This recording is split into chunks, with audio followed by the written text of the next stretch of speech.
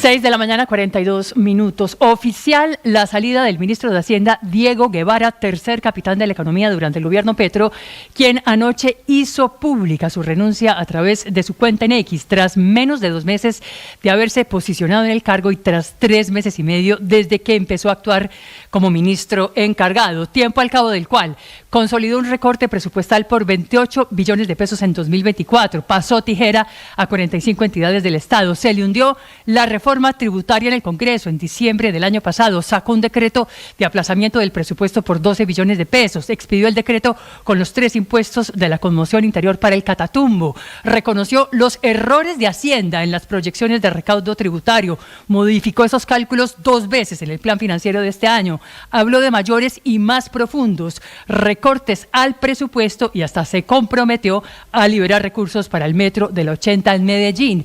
Actuaciones como ministro que generaron fricciones con el presidente Gustavo Petro, quien finalmente le abrió la puerta anoche para que se fuera del Ministerio de Hacienda, en donde estuvo un total de 3 años como viceministro técnico, pero del que ahora sale tras un fugaz paso como jefe máximo y en medio de una fuerte presión del gasto en pleno año preelectoral.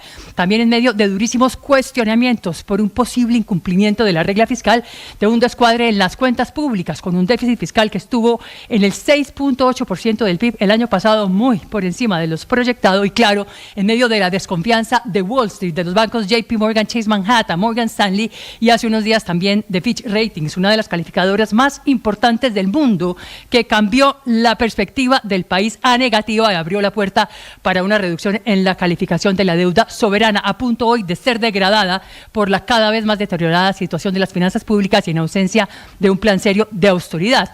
Mercados hoy todos con los ojos puestos sobre Colombia, a la espera del nuevo nombramiento en el Ministerio de Hacienda y con dudas sobre el manejo y transparencia también en las estadísticas económicas del país, luego de que ayer el presidente Petro chiviara al DANE y revelara anticipadamente, 1 hora y media antes, la cifra de crecimiento en el mes de enero, que finalmente estuvo en el 2.65%.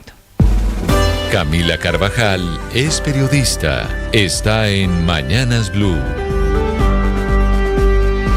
Ya son las 6 de la mañana, 44 minutos. La diálisis está cubierta y hace rato se pagó. ¿Qué hicieron con la plata? No trafiquen más con la muerte. Eso escribió el presidente Petro en su único canal de comunicación con el país, en su cuenta en X. Fue la respuesta para 10.652 pacientes de diálisis que están afiliados a Nueva EPS, pacientes a los que el sistema amenaza con dejar sin su tratamiento. A diferencia de esos pacientes que están en una droguería, que luego tienen que ir a otra buscando una medicina por muchas farmacias del país, los pacientes de diálisis no están haciendo filas ni están protestando por una razón simple: es que la diálisis es un tratamiento vital. Al paciente que no le hagan el procedimiento se puede morir. Por eso no da espera, y es justamente por eso que los enfermos o trasplantados de un riñón que están en manos de Nueva EPS tienen las alarmas encendidas. Ayer les contaba a esta misma hora que las IPS, es decir, las clínicas, los centros de salud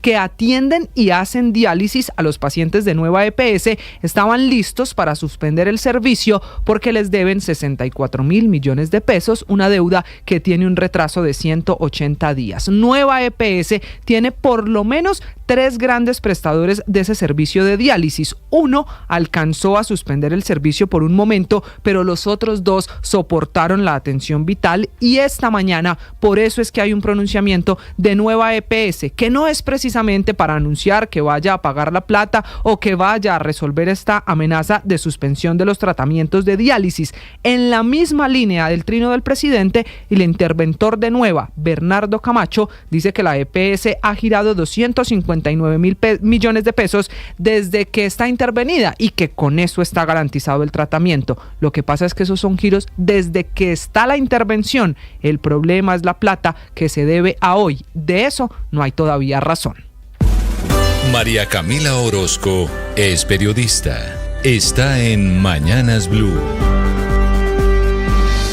Ya son las 6:46 de la mañana. Mientras el gobierno nacional estaba en modo activismo, la justicia daba pasos en la dirección de vincular a otro exministro en el escándalo de la Unidad Nacional para la Gestión del Riesgo. Les hablo de Luis Fernando Velasco, exministro del Interior, mencionado ahora por primera vez y directamente por la Fiscalía como el funcionario que dio la orden, las instrucciones para que se direccionaran los contratos destinados a mitigar el impacto de las lluvias en el norte del país. La Fiscalía tiene documentada una reunión que ocurrió el 4 de diciembre del 2023, aparentemente entre Olmedo López y Velasco, quien le habría solicitado dar esos contratos dentro de la unidad para beneficiar al contratista Julio Elías Chagui por 35.000 millones de pesos. Los otros nombres que salieron a relucir fueron los de Ricardo Bonilla, la exasesora de Bonilla María Alejandra Benavides y por supuesto Jaime Ramírez Cobo, que era el enlace del DAPRE con el Congreso, para explicar cómo direccionaron indebidamente en provecho propio y de terceros 3 contratos para los municipios de Cotorra, Saravena, Carmen de Bolívar por más de 90.000 millones de pesos para cumplirle a los congresistas de la Comisión Interparlamentaria de Crédito Público interesados en los negocios jurídicos. Estas revelaciones se dieron en medio de otra audiencia de imputación de cargos contra los exdirectivos de la Unidad Nacional para la Gestión del Riesgo, Olmedo López y Sneider Pinilla, que recientemente volvió a pedir perdón por la operación de corrupción que desplegaron para comprar congresistas para poder impulsar las reformas del gobierno en el Congreso de la República. Esta referencia a los ex altos funcionarios del gobierno coinciden con las declaraciones de otra experta en echar discursos, la vicepresidenta Francia Márquez, que en plaza pública, aunque reconoce que en el gobierno hay corruptos, dice que son de partidos tradicionales, los mismos con los que se aliaron para llegar a la presidencia de la República. Juan Camilo Maldonado es periodista. Está en Mañanas Blue. 6:48 a.m. Doctora, ese no. Eso fue lo que se escuchó antes de que se le diera play a un video en el que una modelo comenzara a bailar sensualmente en una truza negra y luego mostrara sus genitales para la sorpresa de la juez Sandra Heredia, el expresidente Álvaro Uribe, la fiscal Marlene Orjuela y la investigadora del CTI Luz Mireya López. El video estaba entre las pruebas recopiladas en los archivos hallados en el celular del abogado Diego Cadena.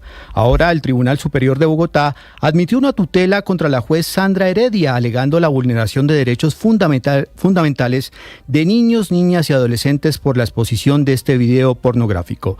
Eso como hecho anecdótico, pero ahora vamos a lo de fondo. El día 17 del juicio a Álvaro Uribe, la exfiscal Hilda Niño habló durante la audiencia de juicio contra el expresidente del supuesto plan que había dentro de la Fiscalía para señalar a Santiago Uribe Vélez de estar relacionado con la creación de grupos armados ilegales en Antioquia. Niño dijo también que le dijo al abogado Diego Cadena sobre la existencia de este supuesto complot. El juicio contra el expresidente Uribe se retomará el próximo lunes. Niño también le habría pedido al expresidente Uribe Vélez, a través de Cadena, ser trasladada al Centro de Estudios Superiores de la Policía Nacional. Estás escuchando Blue Radio.